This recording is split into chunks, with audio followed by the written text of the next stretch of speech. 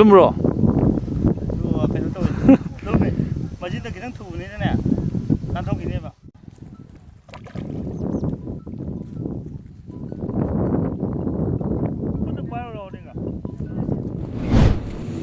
실력 실전에 뭐 보이죠?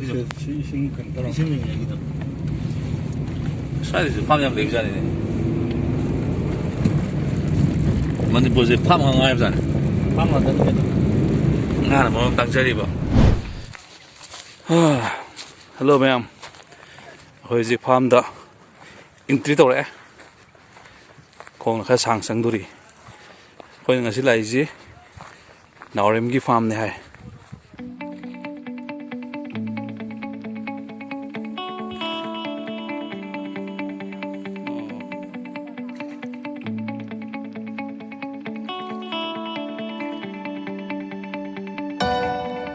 hồi tìm một gì rồi đấy hồi đi tàu tôi là gì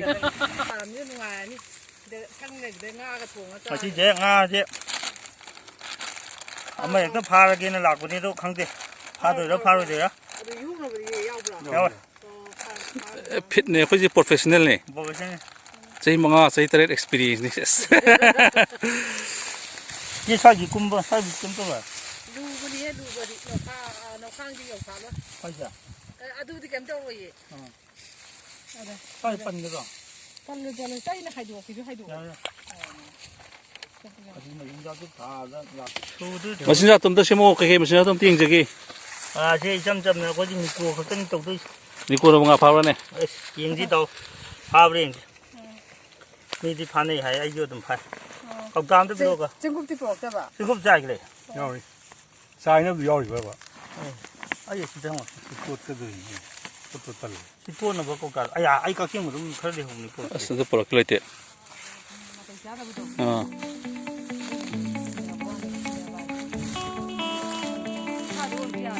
사지라니야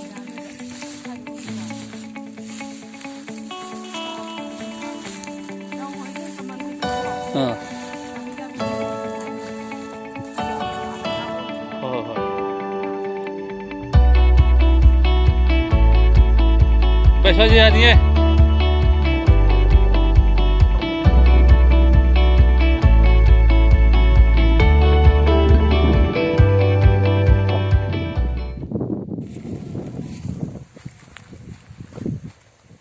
나비 뭐 생각 왜 내?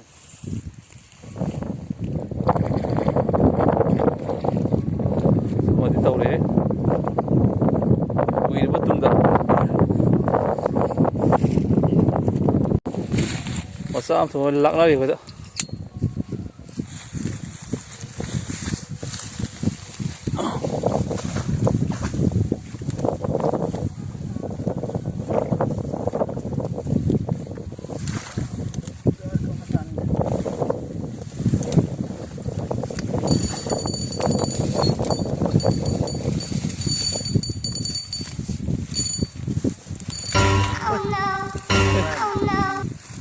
야 이게 아마 이 밤에 네 또 거요 또 그래. 마는 와이로가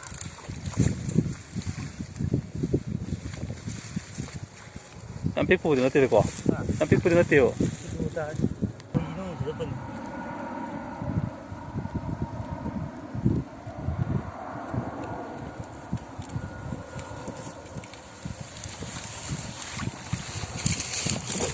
빨리 어디다? 야 또. 어디 있다 그래?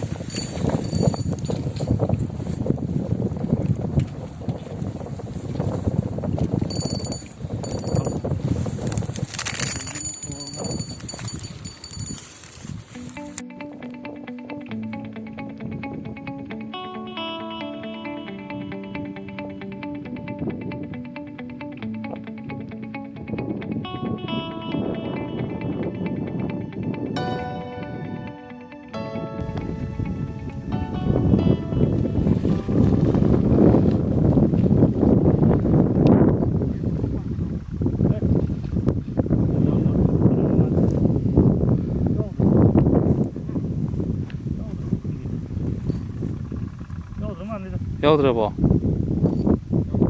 야우들 나는 이제 진짜래. 야우리 야우리 됐어.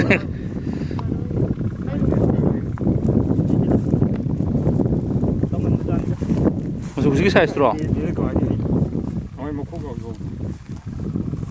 우리가 아버지 따서는 더더지. ꯍꯣꯏ ꯌꯥꯎ ꯄꯥꯏ ꯉꯁꯥꯏ ꯅꯥꯟꯊꯔ ꯌꯥꯗꯕꯅꯤ 아, 네, 잠깐만. 야, 붙어가니. 붙어가니.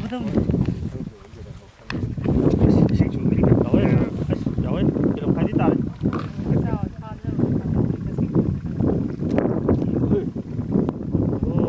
아니 또 야르고 쏘네. 아니, 나 그러면 이제 야외, 가디 야외. 아, 네 들어. 하네 하네 야외 아이들이 이거죠. 이 비싸 이제. 지금 뭐 한번 그러나. 이 말은 무도래 다들 뭐라. kamalli phaba di mar man puma man tawai taw yare kilo manga lume 마시기 미고도 빨리는 싸 그래. 간다. fazere 먼저 보자. nga traung suri phai jen sige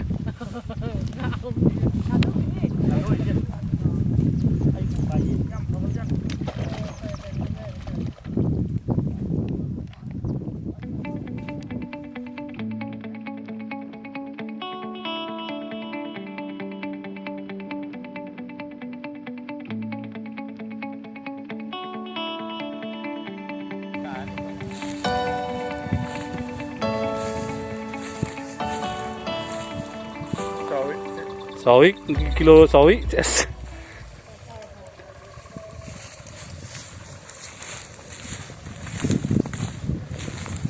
ka tawre ko net pro. bên em tới kiếm ra thay tôi cái sao 대형 프로. 잠깐만요. vậy em yêu tôi một khô tôi ra đi cốt bè này bro 아이고 지금 짝짱 갈려도 그렇게요. 아니 저 포트도 있어. 얘들아, 어머니네. kamalne 그렇게 갈려 가야 돼. 신거더니 시기 아니. 이야 야래. 가이 길온 따르게.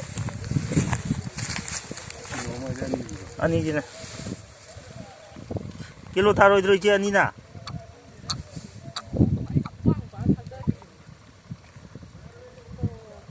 신금 봐.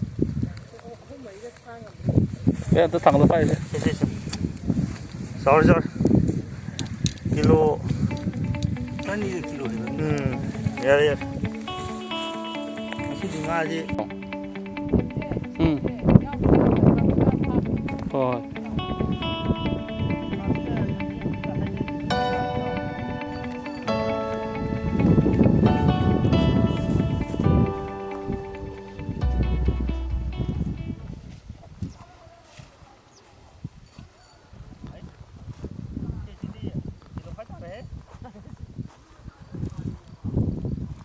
mapang ra mga subungan ni phai ji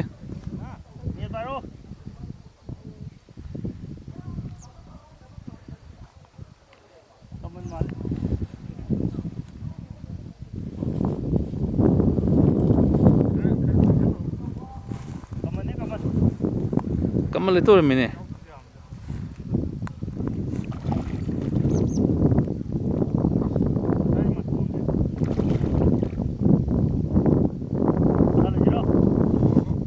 apa ya keteng dengan guys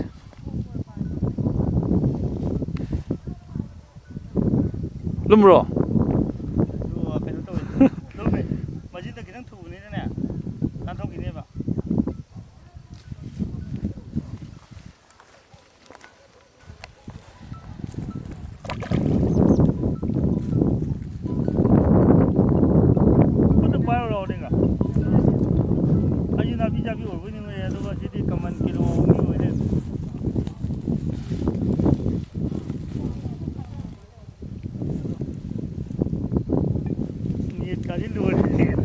lại vấn đề ta đây 냈다. 일단 이절러지라